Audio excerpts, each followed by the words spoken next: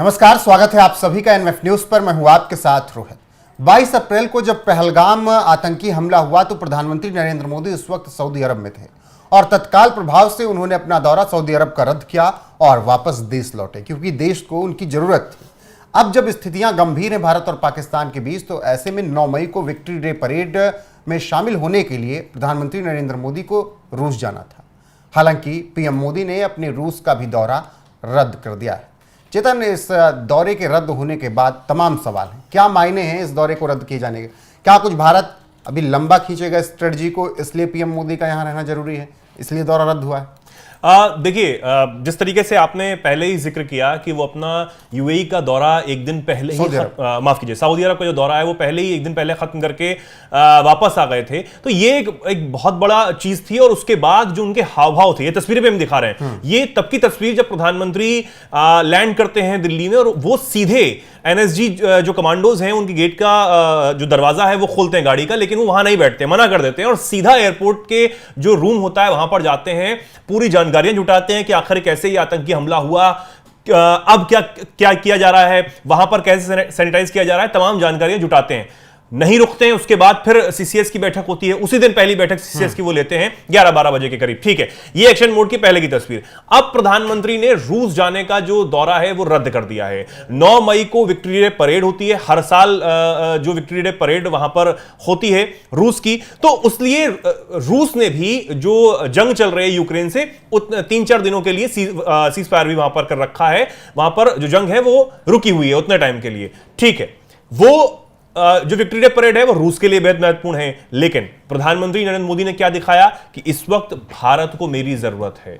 मैं अगर मन की बात कार्यक्रम से या फिर बिहार की धरती से जो कुछ भी भारतवासियों को कहकर आया हूं वो उनको करके मुझे देना है, यह दर्शाता है साफ साफ कि चाहे वो सऊदी अरब का दौरा हो, वो बीच में छोड़ देना हो, कुछ भी मायने नहीं रखता जब देश की बात आती है। ये साफ संदेश है प्रधानमंत्री नरेंद्र मोदी का। आज जब 4 एक के बाद एक बैठकें प्रधानमंत्री नरेंद्र मोदी की अध्यक्षता में हो रही हैं, तो यह दिखाता है कि एक्शन प्लान जो है वो तो तैयार हो चुका है। अब सिर्फ जो ये तय करना है समय, तारीख और स्थान, क्योंकि वो भी अब सेना के ऊपर छोड़ दिया गया है, वो सब सेना आके बता देगी, सब कुछ फाइनल हो जाएगा। उसके बाद चढ़ाई जो है वो की जा सकती है। कुछ नहीं पता कि क्या होगा, लेकिन फिर भी ये पता है कि बहुत बड़ा होने वाला है। यही कयास हम सब लगा रहे हैं। अगर चेतन सेना तैयारी करेगी, चढ़ाई कर देगी, तो फिर तो परिणाम पता ही है क्या होगा। जो पिछले परिणाम रहे वही परिणाम में एक और जीत जुड़ जाएगी। लेकिन यहां पर सवाल यह कि अगर प्रधानमंत्री नरेंद्र मोदी रूस नहीं जा रहे हैं, पुतिन से वहां पर मुलाकात होती, क्या ये भारत के विपक्ष में थोड़ा नहीं चला जाएगा, भारत के एंटी नहीं चला जाएगा? नहीं, देखिए, मैं इस बात को नहीं समझता, क्योंकि आप देखिए जब ये पहलगाम हमला होता है तब हम इससे पहले ये समझते थे, अगर हम इससे 4-5 साल 10 साल पहले पीछे जाएं तो हम ये समझते थे कि शायद ऐसे आतंकी हमलों में कोई देश इतना मुखर होकर ना बोलता हो। लेकिन अगर हम इस पहलगाम हमले के बाद में बात करें तो 15 से 16 देश ऐसे हैं रोहित, जिन्होंने सीधे तौर पर इस आतंकी हमले की कड़ी निंदा की है और साफ तौर पर यह संदेश दिया है कि इस आतंकी हमले के खिलाफ वो भारत के साथ मजबूती से खड़े हैं। रूस ने भी बाकायदा लेटर जारी किया था प्रधानमंत्री नरेंद्र मोदी को और बताया था कि ये जो आतंकी हमला है बेहद कायराना, निंदनीय है और हम इसके खिलाफ आपके साथ खड़े हैं। तो रूस के साथ जो हमारे रिश्ते हैं वो बेहद बेहतरीन हैं, बेहद अच्छे हैं। आप अगर याद कर पा रहे हो रोहित, तो प्रधानमंत्री नरेंद्र मोदी जब ब्रिक्स शिखर सम्मेलन के लिए रूस के कजान शहर गए थे, तब जो पुतिन है उन्होंने यह तक कह दिया था कि हम दोनों को भले एक दूसरे की भाषा ना समझ आती हो, लेकिन हम एक दूसरे की भावनाओं को समझ लेते हैं और ये समझ जाते हैं कि ये क्या कहना चाहते हैं और मैं समझ जाता हूं कि प्रधानमंत्री क्या कहना चाहते हैं। मतलब वो जो बॉन्डिंग है पुतिन के साथ। और उस वक्त चेतन, जब प्रधानमंत्री ने, वो तस्वीरें चल रही हैं जब सीधे पुतिन से कहा था कि देखिए युद्ध कोई एक रास्ता नहीं हो सकता है, हमें शांति की तरफ बढ़ना होगा, तो बहुत बोल्ड होकर उन्होंने ये बात पुतिन से कही थी। और शायद उस वक्त पुतिन से कहने वाला दुनिया कोई और नेता इस तरीके से नहीं था। फिर जब भारतीय वहां पर फंसे थे, जब युद्ध शुरू हुआ, तो भारत के लोगों को पहले निकाला गया, उसके बाद रूस ने अपना फिर युद्ध शुरू किया और ये यूक्रेन की तरफ से हुआ था। तो ये वो तस्वीर है जब मैं जिक्र कर रहा था, प्रधानमंत्री डायरेक्ट बोल रहे थे पुतिन को कि युद्ध कोई रास्ता नहीं हो सकता है। लेकिन आज भारत उसी स्थिति में खड़ा है।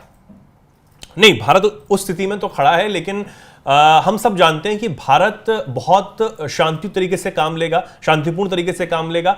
भारत कोई भी ऐसा कदम नहीं उठाएगा जो उसके ऊपर बहुत बुरी तरीके से फायर बैक करे। इसलिए ही शायद अगर रोहित हम देख रहे हैं कि हमारा जो अंतरात्मा है या फिर लोगों की जो भावना है वो ये तो कह रहे हैं कि आप अभी चढ़ाई करिए, अभी पाकिस्तान को खत्म कर दीजिए। ये हम सब कह रहे हैं, ये हम सब लोग चाहते भी हैं। लेकिन हमारी जो भारत सरकार है, प्रधानमंत्री हूं, एनएसए हूं, तीनों सेनाओं प्रमुख हों, सेना के जवान हों, सब धैर्य पूर्वक तरीके से काम कर रहे हैं। वो ये जानते हैं कि हमारे पास एक बहुत बड़ा मौका है इन आतंकियों को पूरी तरह से खत्म कर देने का, पाकिस्तान को एक ऐसा जवाब देने का कि पाकिस्तान इसके बाद कभी भी सोचे भी ना। अब तक तो जो वो करता आया है और बड़े ही बेशर्म तरीके से उन आतंकी संगठनों को बचाव भी कर रहा है, वो दिखाता यह है कि पाकिस्तान अभी भी मानने को तैयार नहीं है। यह हमारी सरकार बहुत ही अच्छी तरीके से समझ रही है कि इनको सबक तो सिखाना है, लेकिन कोई भी उस एक्शन के बाद पाकिस्तान के पास ऐसा मौका नहीं छोड़ना है कि वो दुनिया में जाकर हम पे कोई प्रेशर बनाने की सोचे या फिर मानवता के नाते कोई भी ऐसा रोल होने की कोशिश करे। तो मुझे लगता है चेतन कोई चांस ही नहीं है। और प्रधानमंत्री नरेंद्र मोदी ने जो स्टेटमेंट दिया बिहार में और फिर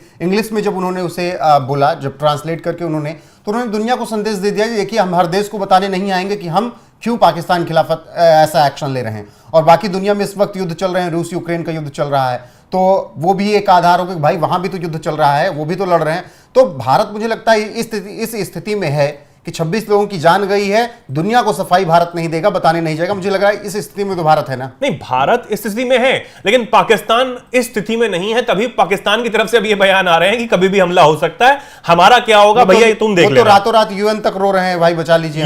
यूएन तक रो रहे हैं। आप सोचिए ना कि कितनी बौखलाहट है कि रात को 1:30-2 बजे पत्रकारों को जगाकर अपने घर बुलाकर प्रेस कॉन्फ्रेंस करनी पड़ती है कि भैया भारत हमला करने वाला है, हमारे पास सिर्फ परमाणु का चारा है, हम वो छोड़ देंगे, हमारे पास और कुछ भी नहीं है। क्योंकि 1-2 घंटे या एक दिन से ज्यादा हम टिकने वाले हैं नहीं। सेना के जवान असीम मुनीर के मुंह पर इस्तीफे की चिट्ठी मारकर भाग रहे हैं। वो कह रहे हैं कि हम मरने के लिए क्यों जाएं। और जिनको जाना पड़ रहा है बॉर्डर तक, रोहित, ऐसी खबरें सामने आ रही हैं सोर्सेस के मुताबिक कि जिनको बॉर्डर तक जाना पड़ रहा है, डिप्लॉयमेंट जिन जवानों का हो रहा है, वो रो रो कर जा रहे हैं। उनको ये धमकियां दी जा रही हैं कि आपको गोली मार दी जाएगी अगर आपने हमारे ऑर्डर का उल्लंघन किया। ये तक कहा जा रहा है, ये खबरें आ रही हैं। आप सोचिए कि क्या मनोबल वहां की सेना का है, कितना गर्त में चला गया है सेना की प्रतिष्ठा वहां पर। क्या असीम मुनीर ने सेना को बना दिया है। आप सोचिए क्या लड़ पाएंगे ये लोग ना। अब क्या सोशल मीडिया अगर हम देखें, हम क्योंकि सोशल मीडिया पर बहुत ज्यादा एक्टिव है, हमारे दर्शक भी बहुत ज्यादा एक्टिव हैं, अगर आप देखें तो बहुत सारी जो रील्स हैं, मीम्स बना रहे हैं कि पाकिस्तान में देखो पानी तो आ रहा है, आपके प्रधानमंत्री ने कहा था कि हम पानी रोक दिए हैं, ऐसा कुछ हो गया है। देखिए बहुत ये सब मजाक जो है वो चलता रहेगा, लेकिन यहां मजाक नहीं हो रहा है। नहीं, है ना? बिल्कुल मजाक नहीं हो रहा। पाकिस्तानी तो ये भी कह रहे हैं कि देखिए मोदी जी सब पूरा पाकिस्तान साफ कर दीजिएगा, हानिया आमिर को कुछ मत करिएगा। हाँ। तो तमाम बातें वहां चल रही हैं, वो पगलाए हुए हैं वैसे भी। बाकी प्रधानमंत्री नरेंद्र मोदी रूस नहीं जा रहे हैं। उन्होंने अपना 9 मई का दौरा रद्द कर दिया है और इस दौरे को रद्द करने का खास मकसद है क्योंकि उस वक्त भारत में कुछ बहुत बड़ा हो रहा होगा और क्या कुछ हो रहा होगा वो तस्वीरें आप तक पहुंचाएंगे, जरूर आएंगी। तो बने रहिए हमारे साथ। अभी प्रधानमंत्री नरेंद्र मोदी ने जिस तरीके से यह दौरा रद्द किया उस पर आपकी राय क्या है, बताइएगा जरूर। नमस्कार।